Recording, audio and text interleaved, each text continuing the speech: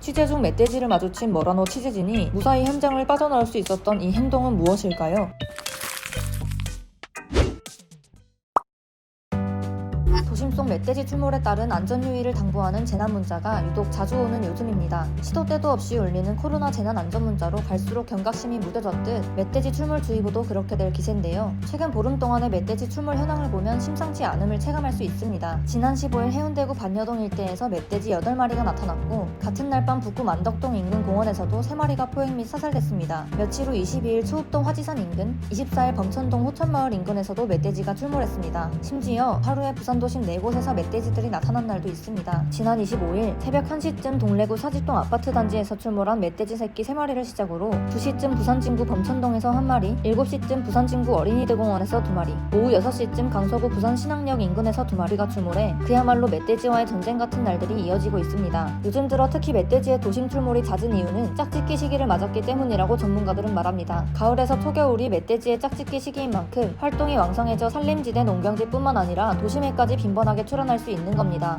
요즘 이 도심부로 이렇게 많이 내려오는 거는 왜냐하면 짝짓기 시절이 들어갑니다. 그럼 이때는 좀 예민합니다. 약자가 이제 강자에 의해서 밀려나는 시기거든요. 그래서 약자가 다른 지역을 갖다가 이동을 하다가 보니까 도심부터 내려오게 됩니다. 멧돼지의 도심 출몰로 인해 인명, 재산, 농작물 피해가 잇따르고 있습니다. 2019년부터는 아프리카 돼지열병이 발생해 아직까지도 확산 중입니다. 지난 21일 어기구 더불어민주당 의원이 농림축산식품부에 제공받은 자료에 따르면 2018년부터 지난해까지 야생동물에 의한 농작물 피해액은 541억 9,600만 원입니다. 그중 멧돼지로 인한 피해 규모는 330억 300만 원으로 가장 큰 비중을 차지했습니다. 이에 환경부는 일찌감치 멧돼지를 유해 야생동물로 정해 관리하고 있습니다. 부산시도 피해 예방을 위해 2016년부터 유해조수 기동포획단을 출범하기도 했습니다. 부산시는 올해 15개 구군에서 총 104명의 포획단원이 민원이나 신고가 접수되지 않아도 매일 멧돼지 수색에 나서고 있다고 전했습니다. 갑작스럽게 멧돼지를 마주한다면 누구나 침착함을 유지하기 어려울 텐데요. 언제 어디서 나타날지 모르는 멧돼지의 도심 출현. 어떻게 대처해야 할까요? 여기서 문제. 취재 중 멧돼지를 마주친 머라노 취재진이 무사히 현장을 빠져나올 수 있었던 이 행동은 무엇일까요? 1번. 소리를 크게 지르거나 물건을 던져 겁을 준다. 2번. 불빛으로 눈을 공격하면서 한 걸음씩 도망간다. 3번. 가만히 움직이지 않는다. 4번. 지그재그로 도망친다. 문제에 대한 답은 부산 일대에서 밤낮으로 멧돼지를 포획하는 최인봉 유해조수 기동포획단장이 설명했습니다. 1번. 소리를 크게 지르거나 물건을 던져 겁을 준다. 만나면은 소리를 지르고 이렇게 하면 절대 안 되고, 멧돼지는 사람을 먼저 보면은 가만히 있으면은 먼저 도망을 갑니다. 사람이 해코지를 하려 할 때 공격을 합니다. 소리를 지르고 물건을 던지는 행위는 멧돼지를 자극할 수 있기 때문에 바람직한 대처가 아니었습니다. 2번. 불빛으로 눈을 공격하면서 한 걸음씩 도망간다. 저 후라시를 가지고 멧돼지를 비추면은 불빛을 보고 쫓아옵니다. 야간에 후라시를 비추고 이렇게 하면 절대 안 되고.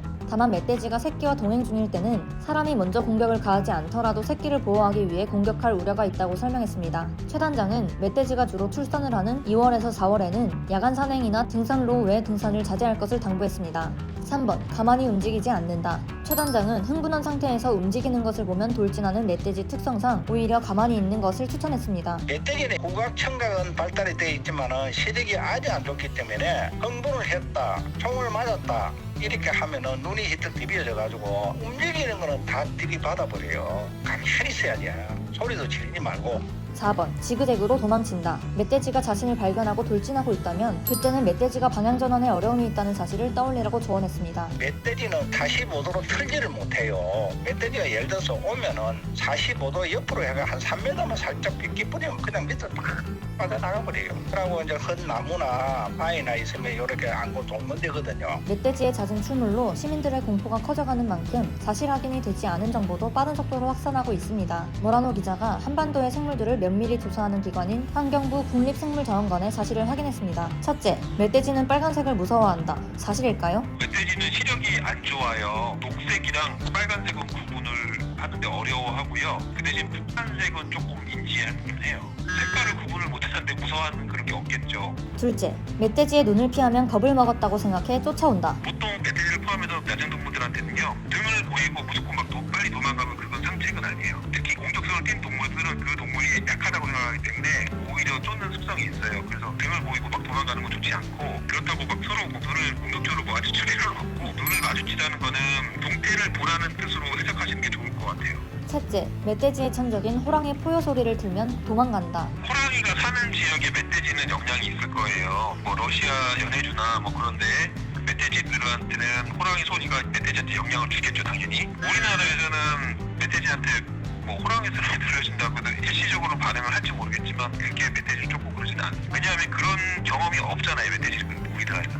넷째, 멧돼지 개체수는 겨울철 기온 상승과 관련이 있다. 멧돼지가 특징이 호랑이 표범처럼 새끼를 한두 마리 낳는 게 아니라 10마리 안팎 낳아요. 서식 여건에 따라서. 새끼를 많이 낳는 생물들 특징이 새끼들 생존율이 그렇게 높지는 않아요. 잘 죽는 이유 중에 하나가 기온에 대한 것도 있고 질병, 뭐 천적, 그리고 먹이 부족 그런 여러 요인이 있는데 기온이 좀 따뜻해지면 살아남을 가능성이 높죠. 겨울철에. 부산 멧돼지 포획 현황을 연도별로 살펴보면 지난 2020년 263마리, 2021년 423마리, 2022년 563마리로 점점 증가 추세입니다. 올해 부산에 포획된 멧돼지 수는 지난 24일 기준 607마리로 지난해 전체 포획 수인 563마리는 진작 넘겼습니다. 국립생물자원관 관계자는 멧돼지의 포획 수나 도심 출현은 잦아졌을지라도 우리나라 국토 전반적인 측면으로는 개체수가 감소됐다고 설명을 덧붙였습니다.